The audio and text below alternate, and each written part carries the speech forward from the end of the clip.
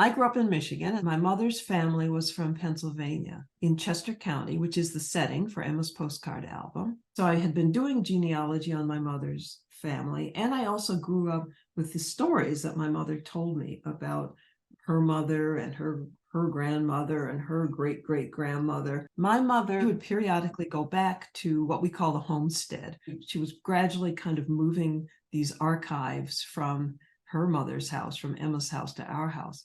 So when my mother passed away 20 years ago, actually, I was going through her trunk maybe the following year. And here's this, oh, this looks interesting. Oh, look at these postcards. Gee, these postcards sure are beautiful. And I think I probably just kind of meditated on that for a few years, like take the postcards out periodically, almost like a tarot cards or something, look at them, look at the front, look at the images, look at the back. So I was already interested in the history of the family and these stories.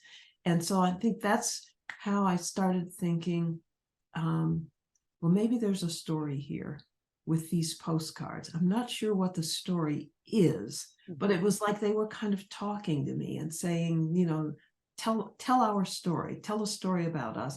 And I thought, well, maybe the postcards are the way to tell the story, use the postcards to talk about these people that I grew up hearing about and on whom I've been doing research anyway. Can I bring these things all together? Because I didn't want to make it just about my grandmother.